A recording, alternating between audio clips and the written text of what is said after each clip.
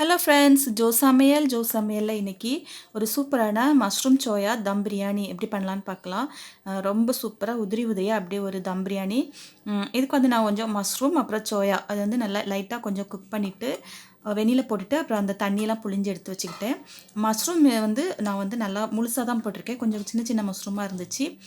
முழுசாகவும் போட்டுக்கலாம், இல்லாட்டா ரெண்டாக கட் பண்ணி போட்டுக்கோங்க. நான் தம் பிரியாணி அப்படிங்கிறனால அப்படியே முழுசாகவே போட்டுக்கிட்டேன். போட்டுட்டு கொஞ்சமாக தயிர் இந்த மாதிரி எல்லாத்தையும் முழுசாக போட்டுட்டு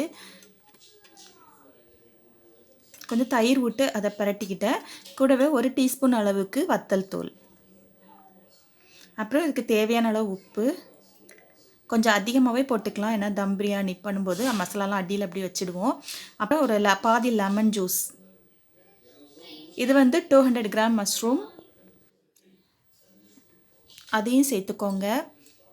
அதுக்கப்புறம் கொஞ்சம் பிரியாணி மசாலாத்தூள், 1 டீஸ்பூன் அளவுக்கு பிரியாணி மசாலாத்தூள், கொஞ்சமாக மஞ்சள் தூள் அதையும் சேர்த்துக்கோங்க. அப்புறம் இஞ்சி பூண்டு பேஸ்ட்டு ஒரு 2 டீஸ்பூன் அளவுக்கு எடுத்துக்கோங்க. நான் வந்து 1 கப் ரைஸ் தான் வைக்கிறேன், அதனால் 1 டீஸ்பூன் அளவுக்கு எடுத்திருக்கேன். 1லேருந்து 2 டீஸ்பூன் எடுத்துக்கலாம். அப்புறம் 2 டீஸ்பூன் அளவுக்கு எண்ணெய், அப்புறம் 2 பச்சை மிளகா, கொஞ்சமாக புதினா, அப்புறம் கொத்தமல்லி அதையும் சேர்த்துக்கலாம். சேர்த்துட்டு நல்லா கலந்துக்கோங்க. அப்புறம் நறுக்கின வெங்காயம், அதையும் ஒரு வெங்காயம் முழுசாக கட் பண்ணி அதையும் சேர்த்துக்கிறேன். அப்புறம் ஒரு தக்காளி. பிரியாணிக்கு என்னெல்லாம் சேர்ப்போமோ அது எல்லாமே இந்த மசாலாவோட இந்த மஷ்ரூம் அண்ட் சோயாவோட சேர்த்து நல்லா கலந்துக்கோங்க.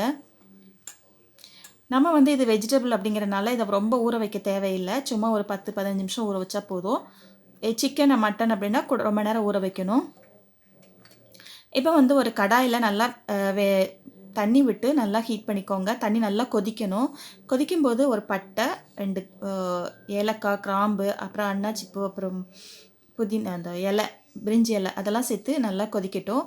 அப்புறம் அது கூடவே உப்பும் சேர்த்து நல்லா கொதிக்கணும். கொதித்ததுக்கு அப்புறம் தான் நம்ம அரிசி போடணும். நான் ஊற வச்ச அரிசி பாஸ்மதி ரைஸ் எடுத்திருக்கேன். பாஸ்மதி ரைஸ் வந்து ஒரு அரை மணி நேரம் ஊற வச்சுருக்கேன் தண்ணியில். 1 கப் அளவுக்கு எடுத்து அதை வந்து ஊற வச்ச அரிசியை அந்த வெந்நீரில் போட்டுக்கணும், நல்லா கொதிக்கிற தண்ணியில்.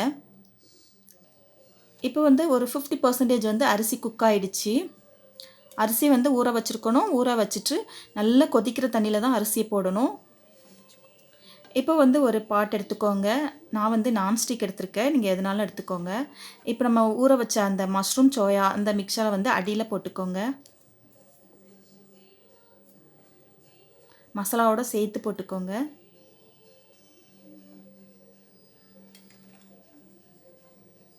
தண்ணி எல்லாம் எதுவுமே ஊற்ற தேவையில்லை. இப்போ வந்து இந்த 50% குக் ஆன அந்த அரிசியை அதுக்கு மேலாக்கில் அப்படி பரப்புனாப்பில் விட்டுக்கலாம். சும்மா ஒரு 1/4 டம்ளர் அளவுக்கு தண்ணி இருந்துச்சு, அதை மட்டும் அதில் சேர்த்துருக்கேன். மஷ்ரூம் வந்து நல்லா தண்ணி விடும், நம்ம உப்பெல்லாம் சேர்த்துருக்கனால. அரிசியில் உப்பு போட்டு வேக விட்டுக்கோங்க, நல்லா வெந்துடும். சும்மா இந்த 1/4 டம்ளர் அளவுக்கு தான் தண்ணி சேர்த்துருக்கேன். மஷ்ரூம் நல்லா தண்ணி விடும், அதனால் பிரச்சனை இல்லை, தண்ணி கூட தேவையில்லை. இப்போ கொஞ்சமாக எல்லோ கலர் ஃபுட் கலர், இது ஆப்ஷனல் தான், சும்மா வீடியோக்காக சேர்த்துருக்கேன், இது தேவையில்லை. அப்புறம் மேலே கொஞ்சம் புதினா, கொத்தமல்லி அதையும் தூவிக்கோங்க. அப்புறம் 1 டீஸ்பூன் நெய் சேர்த்துக்கோங்க. 1லேருந்து 2 டீஸ்பூன் அளவுக்கு சேர்த்துக்கலாம். 1 கப் அப்படிங்கிறது 200 கிராம் ரைஸு. 200 கிராம் ரைஸ்க்கு நான் 200 கிராம் மஷ்ரூம் எடுத்திருக்கேன். ஒரு 2 டீஸ்பூன் அளவுக்கு நெய் சேர்த்துக்கோங்க. சேர்த்துட்டு லிட் போட்டு நல்லா க்ளோஸ் பண்ணிடுங்க. டைட்டாக இருக்கணும். எனக்கு இந்த பாட்டு வந்து நல்லா டைட்டாக இருக்கும். அதுவும் இல்லாமல் அதில் வந்து ஹோல் எதுவுமே கிடையாது. இப்போ கீழே ஒரு தோசைக்கல் வச்சுட்டு அதுக்கு மேலே ஒரு அரை மணி நேரம் வரைக்கும் நம்ம தம் போட்டு வைக்கணும். ஏன்னா அரிசி வந்து 50% தான் குக் ஆகிருக்கு. அதுவும் இல்லாமல் மஷ்ரூம் வந்து குக் ஆகணும். அதனால் ஒரு அரை மணி நேரம் தம் போட்டிங்கன்னா பாருங்கள், அவ்வளோ சூப்பராக பெர்ஃபெக்டாக உதிரி உதிரியாக நல்ல ஒரு சூப்பரான பிரியாணி. தண்ணி எதுவுமே இருக்காது பாருங்கள் அடியில். பொல அப்படி ஒரு சூப்பரான தம் பிரியாணி ரெடி ஆகிடுச்சு. பார்த்தாலே தெரியுது. நீங்களும் இதை ட்ரை பண்ணுங்கள். ட்ரை பண்ணிவிட்டு கமெண்ட் பண்ணுங்கள். இந்த வீடியோ பிடிச்சிருந்தா ஜோ சமையலை சப்ஸ்கிரைப் பண்ணுங்கள், லைக் பண்ணுங்கள், ஷேர் பண்ணுங்கள். தேங்க்யூ.